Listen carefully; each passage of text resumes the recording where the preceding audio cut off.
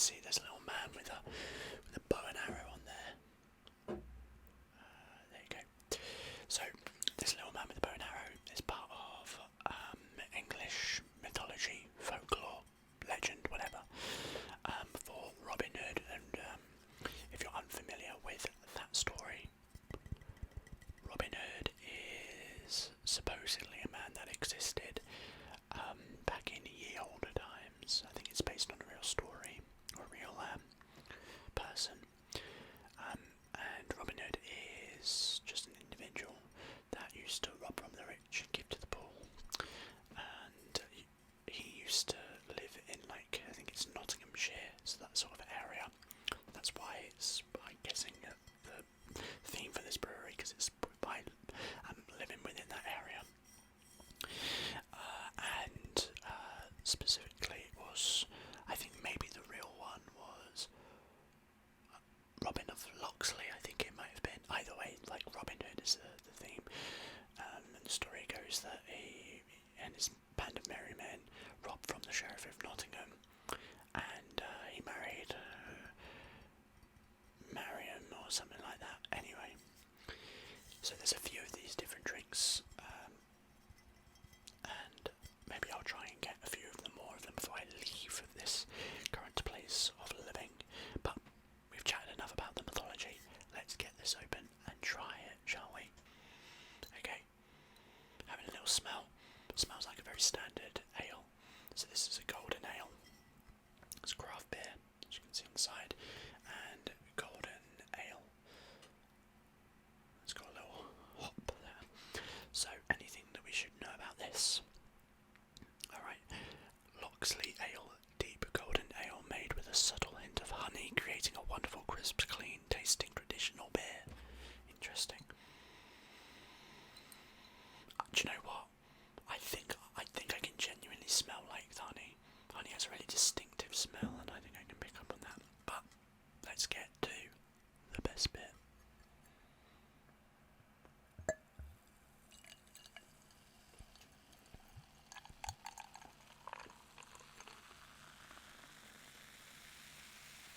Oh yeah, richly golden. That different kind of shades and different lighting, but definitely a kind of a darker golden beer. Yeah, you can see that for you. From my perspective, it looks a little bit lighter because I've got the ring light looking at me. Yeah, there we go. Immediately off the bat, from the smell, yeah, very rich, hoppy scent.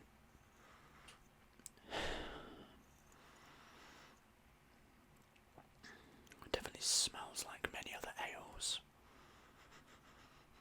There is a subtle sweetness. I could pick up the smell of honey from the bottle, but I'm not getting as much in the glass. Maybe like I really find it hard to kind of describe the smell of honey, but there's almost like smokiness is not the right word, but I can't think of a better one that comes with the taste of honey. It's not just like sweet and sugary. There's another sort of almost smokier taste, and I'm kind of getting that. But let's take a first sip.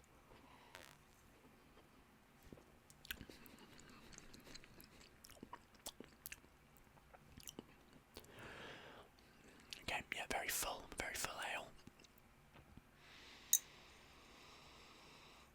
Yeah, I'm definitely getting a smoky smell.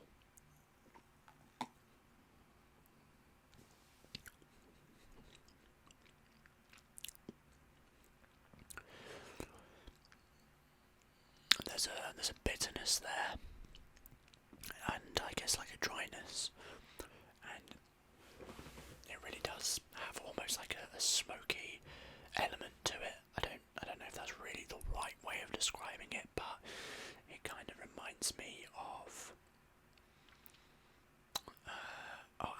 of like wood smoke. Maybe that's just its original storage and brewing, maybe, but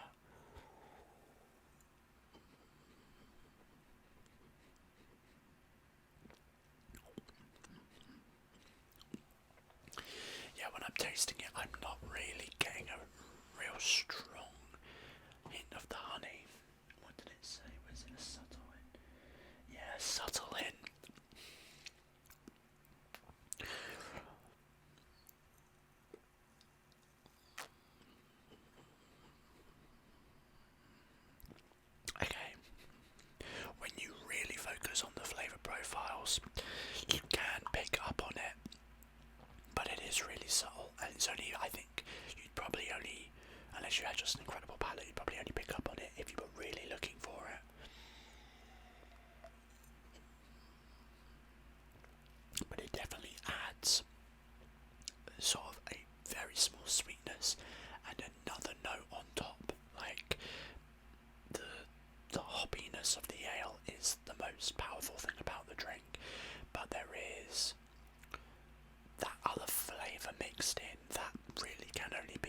described as honey, and the smokiness that brings. I really wish I had a better way of describing honey, but I find honey is very much like that. It's got this syrupy, I guess it's like that syrupy taste, because I guess honey is basically that, right?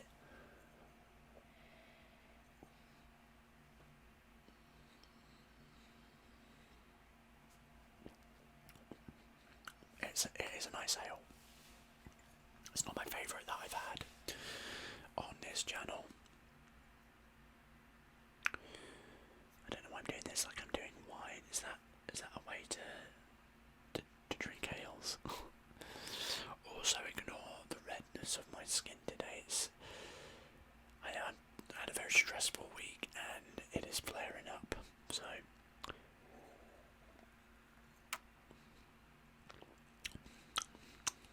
yeah, it's a nice ale. Oh, I was gonna have some crisps with this or some pretzels, but I forgot to take them out. I could get them now, but it feels a bit late to be adding that into the mix. Oh, I just got a stream of bubbles that's moving across like a tentacle. There you go, here's a close look at the drink itself.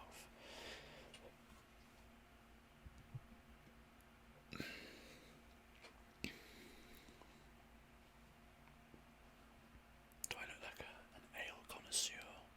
How is it people drink their glasses like this, right? This is for wine.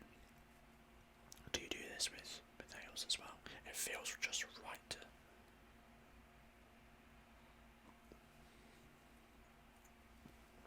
It goes like this. What is the right way to hold it? See, that is just cumbersome. And then you're holding it down. Yeah, feels like it should be like this, with only your pinky on the other side, because it's like.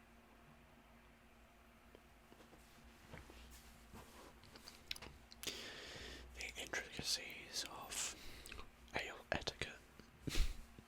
Don't ask me. Oh, there's a lens flare on there.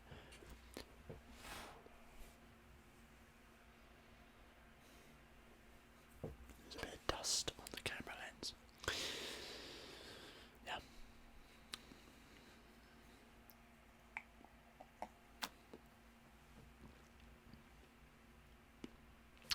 Yes, I'm filming this in December. This probably won't be out for a while. I do make videos that come out like recently after filming them, but some types of videos do get made in advance, and this is probably going to be one of them, because I just film a lot of content and then put it out. So you may see videos that are filmed in different times and put up, but that doesn't mean, like, if you make a suggestion for something, or if there's a holiday coming up or some sort of event, that I won't like make a video and put it out soon. I think my kind of subscriber videos have been kind of like that. But ultimately, yes, there is a case of making some and then they get scheduled just for a while. Because the thing is, like, I don't really want to do more than one a day, and I make a lot of videos. Especially right now, I'm trying to like get myself a bit of a buffer, because I know that January, the end of December, leading into January is going to be really busy. Then I'm probably going to be moving in January, and I don't know how that's going to work out. And when I move, I don't know what my schedule is going to allow me to do. So I'm kind of preparing myself for needing more of a buffer. But hopefully I'll be able to keep up with doing it daily. If there ever comes a point where that can't be the case, obviously I'll let people know in the community. On the community posts or in a video or something. Who knows what subscriber count I'll be at now. I've been really surprised with how big things have been I've said in like some of the drink reviews that'll come out, I'll be like, oh yeah, I know that the drink reviews aren't like majorly popular. They're actually like some of my more popular videos.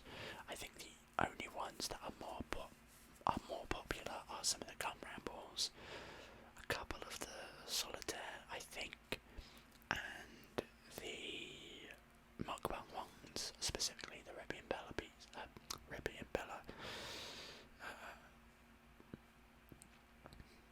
chicken shop one. That one is quite popular, but maybe I'll have other videos that are more popular than that by now. I don't know. I'm not trying to be big-headed. I'm just trying not to assume, because I made assumptions that many people wouldn't want to watch the other videos and whatever, and I've been very pleasantly surprised.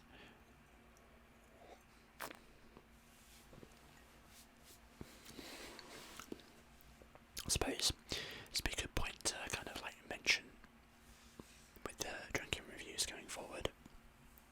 I'd like to know a little bit more about how you enjoy them. So whether or not like you just want me to shut up and just drink, or if you enjoy the kind of like the feedback. Do you want me to just keep them short and sweet with just a little bit of drinking, talking about the drink, not rambling on? Do you have any drinks in particular you want me to try? You know, if you can think of any and I can get them. Like, just kind of where you see them going, or what you'd like to see from them, or if they're fine the way that they are, I guess. Do you want to see them with a little bit of eating in there? You know, like pretzels, sort of bar food type deal? Or do you want to keep it just to the drink? Or even just small things like the bottle cap, you know? Like, I don't do the tapping sounds really. But if you want to see a bit of that, then I'm happy to incorporate that. I know that it's probably going to be a mixed bag of reactions. Some people will like it, some people won't. So it's kind of a bit of a mix and a match really. But I'd like to hear your input.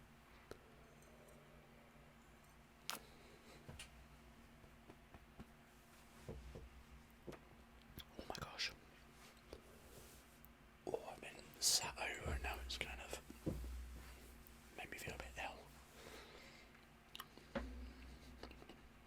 There's definitely like a smoky aftertaste in the mouth. It's definitely not an easy like drink in the sense that you can just like chug it. It's definitely a light drink, and usually I say this a lot, but usually for my drinks I'll sit with them for a while, you know, whereas right now it's been like under 15 minutes, like about 10 minutes or so, and I've been trying to drink the whole bottle. So, you know, in real life that's probably not how you would do these sorts of drinks, but that's the case with the video.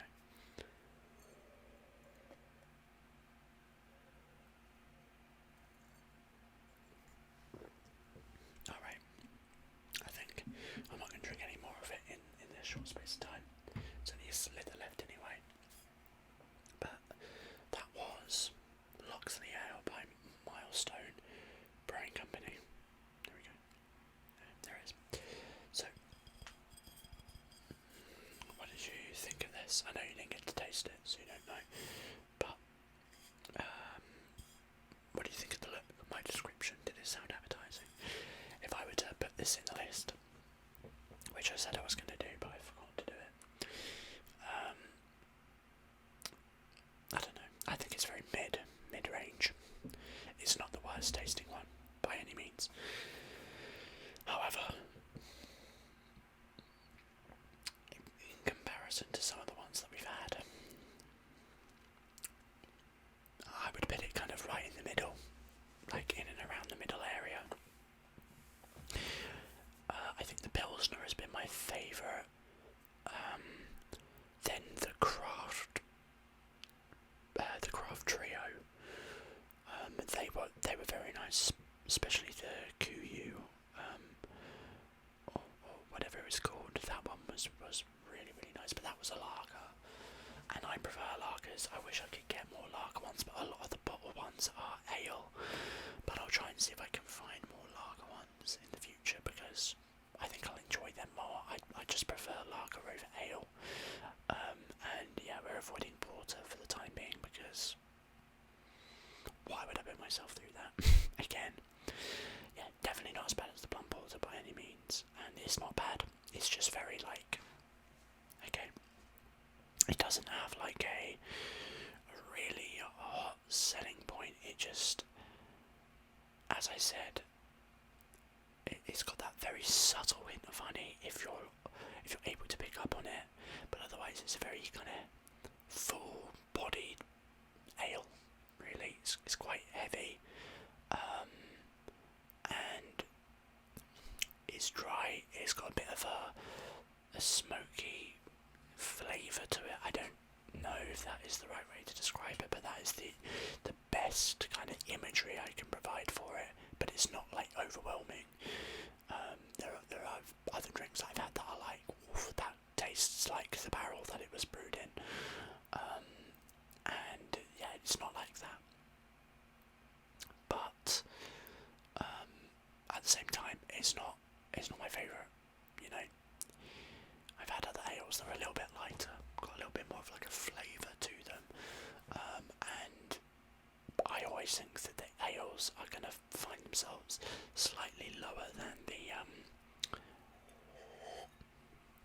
there's a bit of Pepsi there, slightly lower than the lagers anyway, just because I prefer lagers. But yeah, that'll do us. So thank you very much for listening in. I hope you enjoyed this drink review for, once again, the Loxley Ale by Milestone Brewing Company. And if you're a brewing company and you're seeing this, I'm happy to be sponsored by you. You know, you can send me drinks and I'll review them for my subscribers. That is obviously, I'm joking, you know, then that would never happen. But if you want me to, I'll do it. You know, so just brewing companies, if you're listening, send me your booze.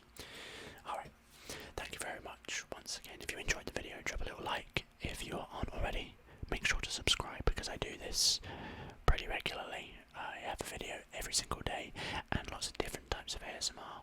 So if you're interested in something that isn't this, presumably you're into this because you watched it to the end, then you can always check something else out. And I'll be honest with you, most of my viewership is not from subscribers. So I think it's like something like 80 to 90% of my views don't come from subscribers, and a lot of you watch till the end. So what are you doing? Get in here. Come and join us. Watch us every video. Come on. 2,000 years, 100 years, Rick and Morty. I don't know what that was.